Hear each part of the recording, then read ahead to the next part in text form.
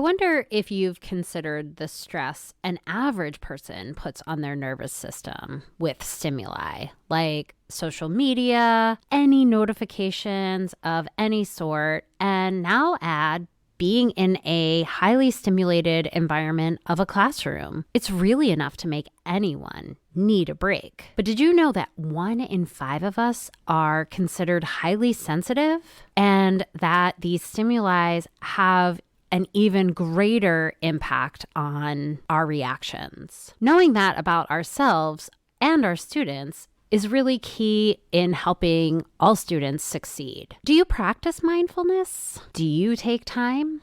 Have you considered using it in your classroom setting? I wonder if we might get better results from our students, especially our highly sensitive students, if we did a little brain training and implemented some mindfulness into our classroom practice. What are some things to look for in students who are highly sensitive or adults who are highly sensitive is something that Nikolai and I talk about. She is an incredible resource, and there is so much that you'll learn by listening to her and getting a sense of some things we should be looking for with our students. I hope you enjoy this episode with Nikolai.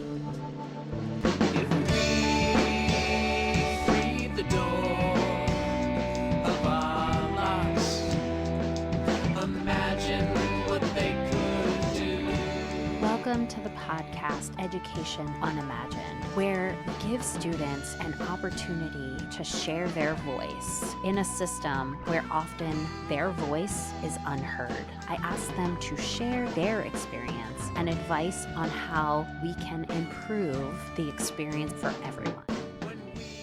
Welcome, Nikolai. I want to thank you for joining us today on the podcast Education Unimagined. I am excited for our conversation because while you are not directly an educator or a student, you focus on how highly sensitive people, neurodiverse students, and people in general may present their challenges in a classroom, and I'm looking forward to talking to you about how that may impact student voice. So will you give us a brief introduction on the work that you're doing, and then we'll jump right into our conversation? I am a balance coach, and I help highly sensitive and neurodiverse people prevent themselves from burning out, because that's a huge struggle for highly sensitive and neurodiverse folks. I'm also a practicing mental health counselor. So I have owned and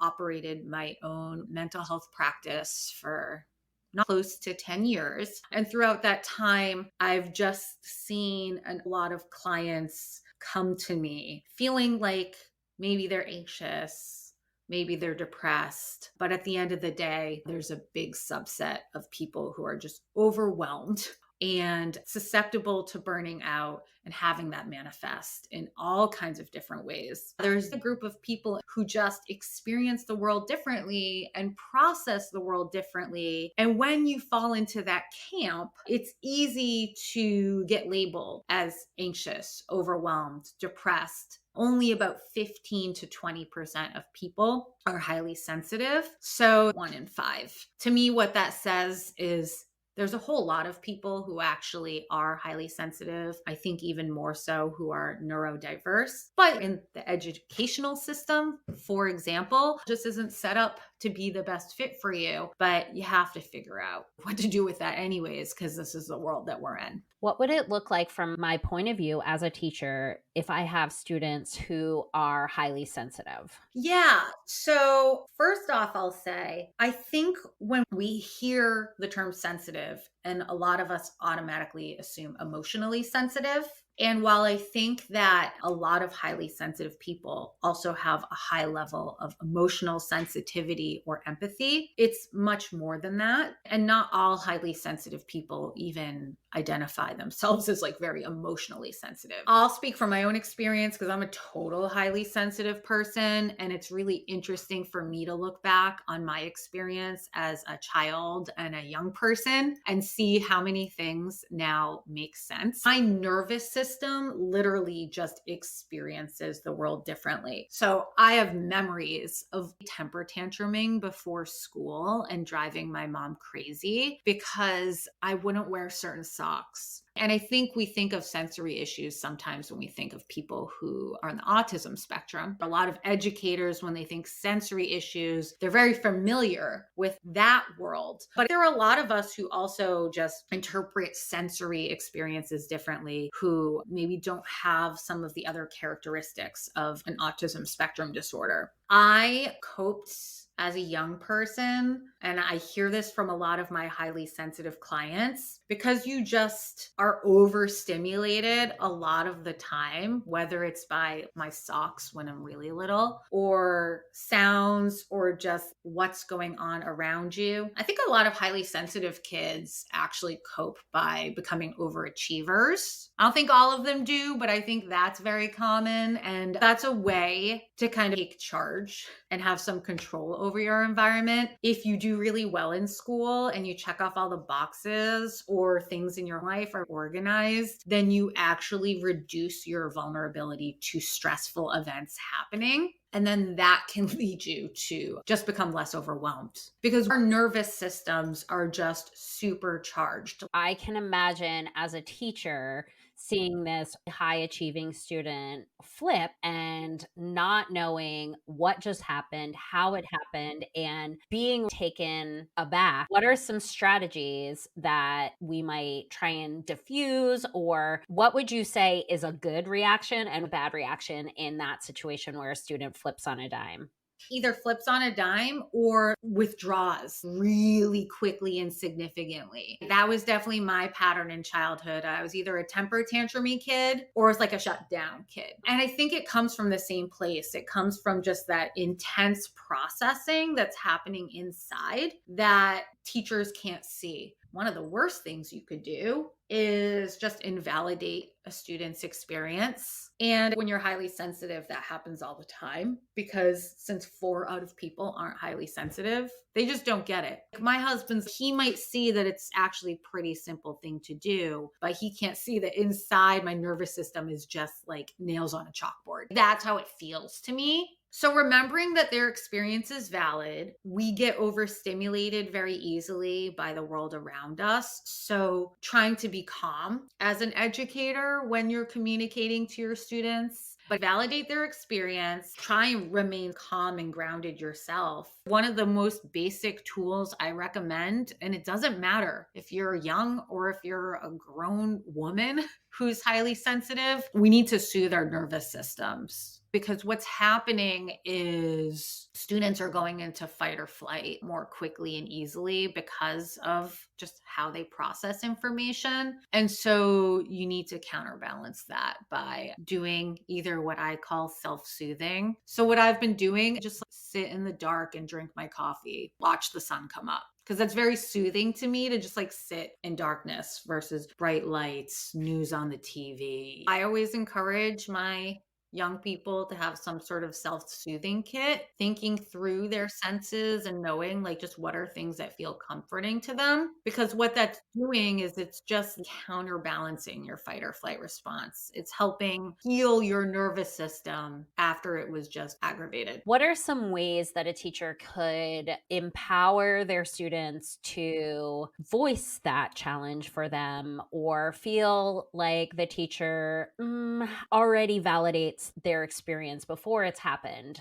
One of the most validating things we can do is just show that we're paying attention and that we understand. We do that by just holding space and being present for people, which sounds simple. But in 2023, when we're on social media all the time, or we're juggling 8 million tasks, or a classroom of 30 kids, I don't know how much it matters for a teacher to be able to label a student's experience as, I think you might be highly sensitive, as much as it matters for the teacher to just validate that they're not crazy, because you can feel crazy when you're temper tantruming or flipping out about something that's actually not that big a deal. And the most simple way to validate your students is just look for the kernel of truth in their experience. I was an overachiever. I don't remember why, but in fourth grade, I have a memory of like crying in the closet at school. Probably because like I answered a question wrong or something. I did like some assignment and I didn't perform well. How you can validate an experience like that is you might not have any clue. It feels like it comes out of left field. Just validate what you're seeing and just say,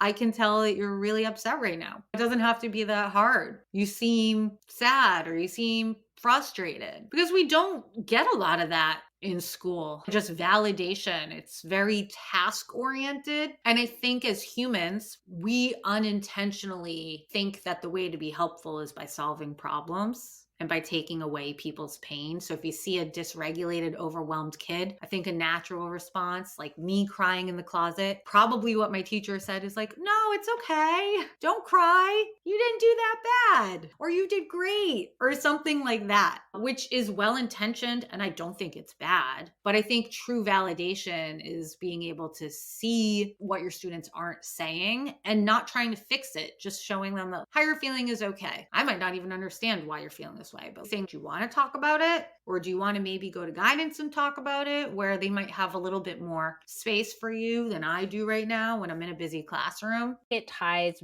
really well into amplifying a student's voice. What you're saying by validating is to acknowledge that they are experiencing what they experience. I can resonate with, it's okay, don't worry, it's not a big deal. All of those things are negating their lived experience at that moment, not in general, but at that moment. And yes, our tendency as educators is to fix and minimize the emotion, where all they really want is for us to say, I see you. I see what you're feeling. I see that you're hurt. It's okay. Right now, as you were talking, I see so many students wearing those earbuds. And I wanted to ask you about why students might be doing that. Is it valid that they are still able to engage and pay attention? Because from my experience, if I fight it, it's a losing battle. But if I ignore it, I'm not really acknowledging that it's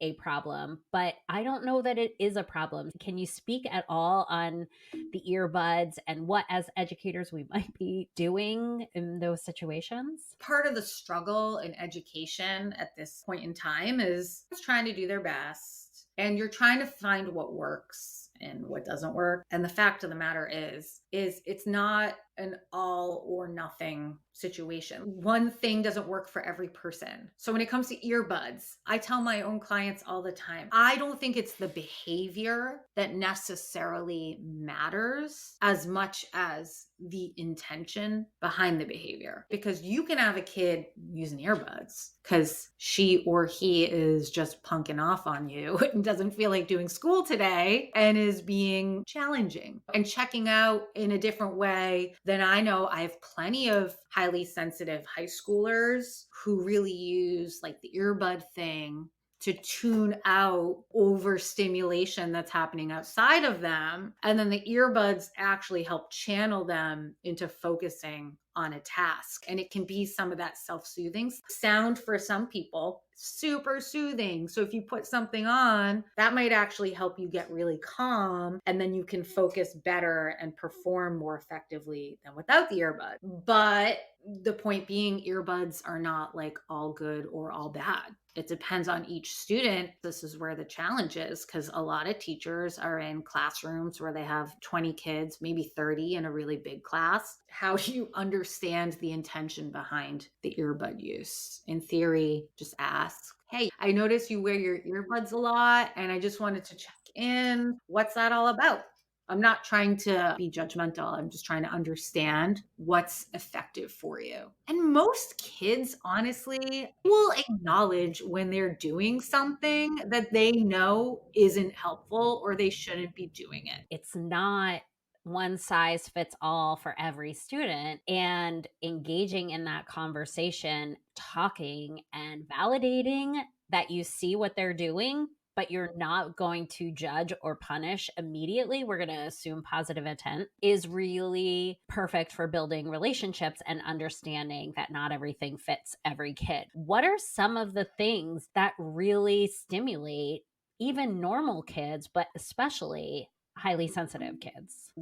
Ties into my work with burnout, even that I do with adults. The reason we're seeing so many people burnt out in general is we're just overstimulated constantly. We're not meant to be just consuming information as frequently as we are with the internet, where our baseline for probably most of us is overstimulated because we don't turn off very often. Most people. I want to touch on your comment about shutting off. I remember I had a colleague who had freshmen and she had them at the end of the day. She implemented a little bit of mindfulness right at the beginning of her class. Kids were able to engage or not engage. What is the benefit to taking the time to pause and turn off? I know I have to get through this curriculum, or I feel like I have to do this today. So, do I have time to build in mindfulness? Yeah, I think this is a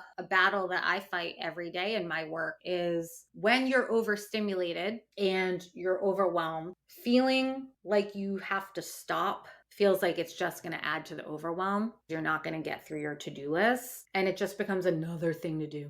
You have to almost trust fall into it. You have to believe that taking a break is important. But the science of it is when you become mindful and you do these practices, the way that your brain functions changes. And to very much oversimplify it, basically, your brain becomes less reactive. Why that's a good thing is because reactive decision making makes you feel like you're being productive because you're doing something. But any behavior that comes from a reactive mindset, from like a fear based mindset, from this sense of pressure, go, go, go, oh my God, I have to get it done, it doesn't mean that that behavior is actually effective for you or actually helpful. I have clients all the time who will tell me, like, oh yeah, I realized I did this thing. I stayed up all night organizing files on my computer. I made my computer file folders so neat. How does that actually impact what you're working on in your life right now? It feels nice, but that came from a reactive mindset where at the time they were feeling anxious. Just want something to do to not feel anxious. I'll organize files on my computer. So mindfulness is what trains your brain to be more present and pull yourself out of reactiveness. It deactivates the emotional part of your brain that is primitive, and it strengthens over time the connection between the emotional part of your brain and your frontal lobe, the part of your brain that like makes you human. And it's the part of your brain that says, here's what makes sense. Here's what you should do, the judgment and reasoning center of your brain. And when you practice mindfulness, the connection between emotional centers and logic centers, the two gets thicker, which means you're actually better able to make truly informed decisions. We talked about overachieving maybe is a signal to a highly sensitive person, but what are some other things that we can be looking out for? I think in general, all of this advice is really good for all the students that we're working with. One, to remember that every student is an individual and they all have individual needs, wants, strengths, and weaknesses. But if we're now being aware that this challenge exists for 1/5 of our students, what are some signs that we can identify? Yeah, I think signs of highly sensitive students could be, like you mentioned, flipping out, getting really easily irritable or agitated in situations where it doesn't necessarily feel like it makes sense. sensory issues. I know a lot of my clients have food preferences that are related to like textural issues, or like me with the socks. I always wear a lot of soft fabric because like what I wear on my body just like has an effect on where my attention goes. I think fidgetiness, that can sometimes look like ADHD. And I think ADHD and highly sensitive people are kind of like siblings in the neurodiverse world. I think we have a lot of overlap, but I think a lot of highly sensitive people, we can get fidgety. Either we're overstimulated. Maybe I hate this shirt and I can't stop focusing on how tight it is on my armpit, and that's calling my attention all the time. Or I'm overwhelmed and I'm burnt out and I'm just getting fidgety because my nervous system just is having its own experience. And I think a lot of highly sensitive people are really emotional, not all of us. I can totally relate to the focusing on my fabric or focusing on something on my fabric that is irritating me, and I cannot get that out of my mind. And now I'm thinking of some of the kids that were quote unquote troublemakers who were clearly out of their element in a lot of different ways in that classroom. And those stimuli were only causing more agitation for them. If perhaps I am listening and I'm saying, wow, a lot of those things are resonating with me, because I'm getting really close to burning out, or I already am burning out. And maybe some of these things are because of my highly sensitive nature. What are some suggestions that you have for us? Yeah, I think one of the things I teach my coaching clients all the time, one of the most important building blocks of how to take care of yourself as a highly sensitive person is mindfulness. Mindfulness is what allows me to pause. And in that pause is where I have a lot of power, because when you're highly sensitive, you're just going to get overstimulated all the time. The fact is most people aren't highly sensitive. Mindfulness practices are what train your brain, and there's actually a million different ways to practice mindfulness. None of them are necessarily better than the other. All it's doing is training your brain to be present in this moment and to get control over your brain in a healthy and effective way. Because when you're overwhelmed and you're highly sensitive, your brain is going to be pulled in a million different directions. Your focus is going to be pulled in a million different directions. And you need to be able to be mindful so that you can just act with intention. Because from intention is where we can make the decisions that are best for us. Forcing yourself to rest is really important. And that's hard too, because we're bombarded with messages constantly about being productive. And there's always something we should be doing. But if you understand being highly sensitive as just how your nervous system is built, then you need time to let your nervous system rest and recover from just the daily experiences it goes through all the time. You're giving permission for teachers to realize that when we are under a time crunch and when we have that agenda and we don't finish our agenda and then we're like, oh, we didn't get to this, we're actually perpetuating that myth that we didn't get anything done. But even if we stopped and had a moment and did mindfulness for a whole block of time in our class, we've actually done more than we probably would have done had we tried to cram through our agenda. Yeah. And I think when you're doing mindfulness, like you're doing brain training, right? You're like helping develop students' brains in a way that they're not getting in other places. And I would argue that that actually then gives them more opportunity to digest any content you're going to provide, versus if they're in overstimulation mode and you're just trying to cram content in, their brain will not receive it, because when your brain is in fight or flight mode, even if it's low level fight or flight mode, it doesn't care that much about like what you're telling it. It's not going to store things the same way it's going to store information as when it's calm or calm-ish. Tell me how people can connect with you, and I will make sure that I include all of your connections via the show notes. Yeah, so you can find my website. It's www.fromburnout to balance. I also have a private support community for burnt out women in business. So I definitely have some teachers in there. It's for all women in all different settings who are struggling with burnout. And I share a lot about myself being a highly sensitive person who's more susceptible to burnout. And if you want to join that group, the URL is bit.ly.com/burnout2, as in the number 2, business boss. And that'll take you to the support community where it's a little bit more like, you actually get to talk to people. And I pop in there. Like right now, I'm running a free month-long masterclass on how to move from burnout to balance. And I do those periodically in there. That's awesome. Thank you so much. I hope that my listeners have figured out ways to embed some of these practices and really think about their reactions and observations, and will help students find their voice and empower them to challenge that norm. Yes, thank you. And thank you for supporting educators and students with this work and this knowledge. I want to share an analogy about a basketball team. If you are creating a basketball team, the likelihood that you are going to stack your team with natural basketball athletes is pretty slim. You know, as a coach, that you have to train athletes to become better athletes. You have to coach them.